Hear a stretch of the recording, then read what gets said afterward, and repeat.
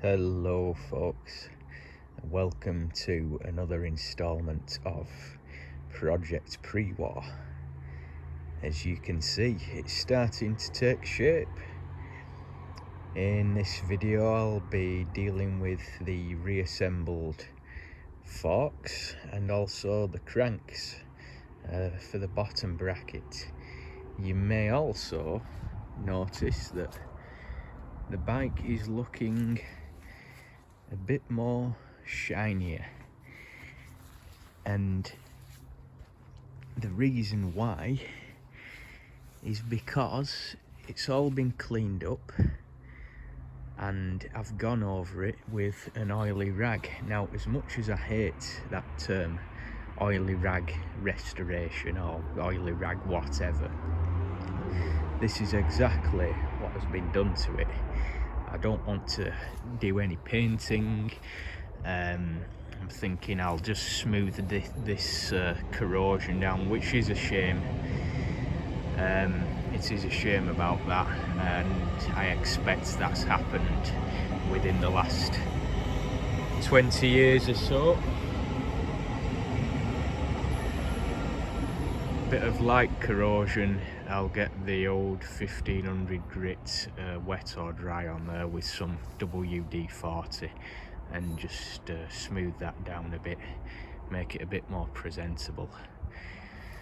So I've just gone over it with clean oil on the rag, and it has made it nice and shinier. And you can even see where the lining was, and they all fade, unfortunately. I was looking on eBay because I always wondered how they did this at the factory, how they applied the lining. It certainly wouldn't have been done freehand, at least I wouldn't have thought so. And it seems there is a special tool to apply the lining. There's actually one on eBay at the moment, but it's something like 100 quid or so, which is outrageous. But it would be, you know, if I was restoring this going all out, then that would be the thing to have. I might do it in the future, I don't know, but probably not.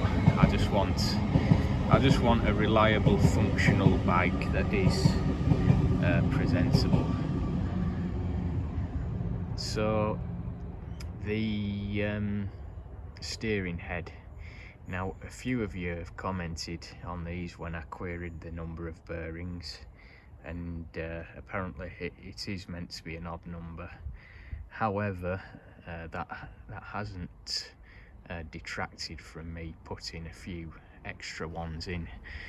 So I did find my bag of ball bearings, the tiny ones, and there are now 30 in each top and bottom, and there is still space in between the ball bearings, still plenty of space for them to move around freely. It surely can't be a bad thing to have a few extras in there. And I've just hand tightened this. It's not got the locking ring on yet, as you can see. I've just hand tightened it, and if you I'm gonna struggle doing this. Let's see.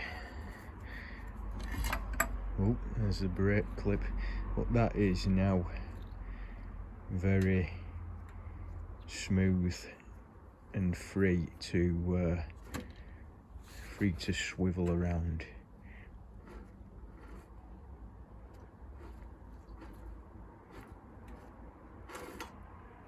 Just hitting the brake,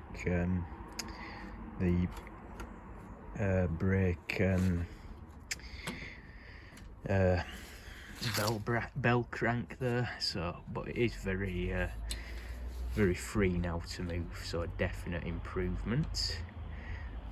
Mustn't lose that, because that's going to be the next job for the next video when I fit the wheel.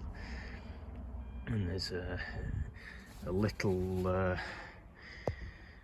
well, not a surprise, but you'll see the tyres I've got, which I think suit the bike, and it's you know, road going purpose. So that's to come up in the next video. Also on this one, I have fitted the cranks. I did have to fit a new cotter pin on one side because, as I mentioned, I unfortunately destroyed the old original one, but I did half expect it.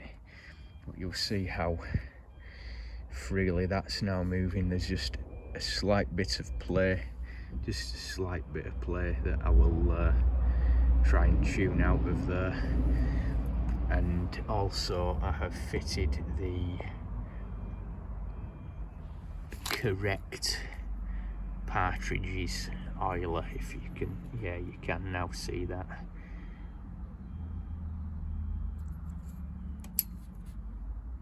So I was really pleased to come across one of those.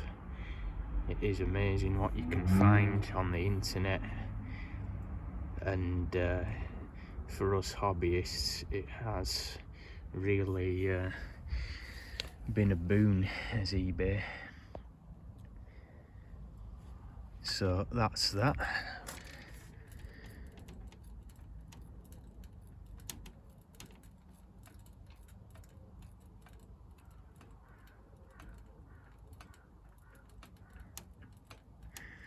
I'm amazed really, you know, how it's just keeps on going under its own momentum there.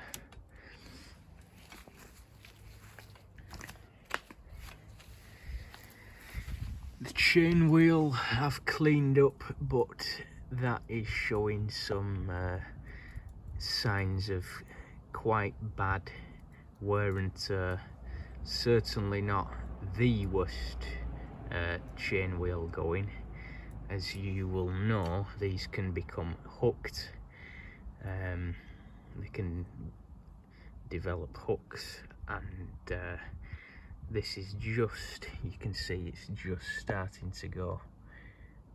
You can see that, and where the plating has worn off as well. So that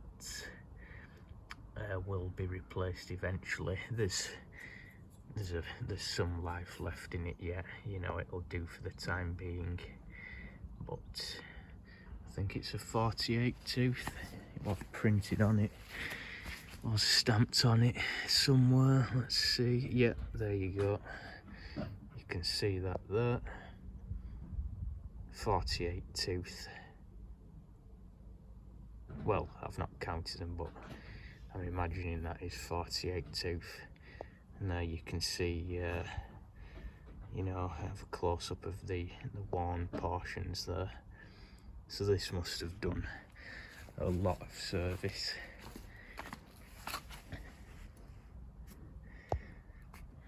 But it will be being replaced as soon as a better one comes along. It's got the heron, the rally heron there, nice and symmetrical, especially with it being exposed, visible. So that's it really, just nearly there now. Chain's gonna be having its second bath, and then that'll be ready to fit. And all that's left to do really now is the rear wheel, sort that out, make up a new control cable for the gears, because as I've shown you, that had gone rotten and snapped. I will use the old soldered ends, will reuse them.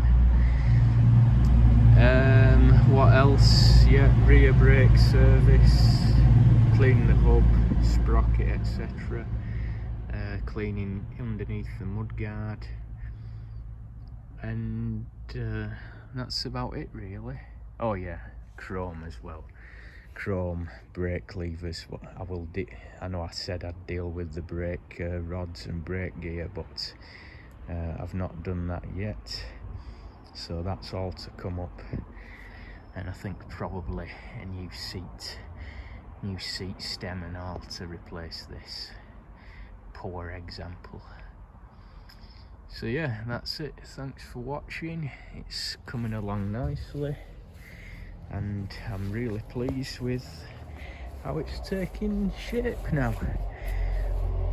Okay, it's actually nearly Tour de France time. That's started now, so I'll be going in to watch that soon. Thank you.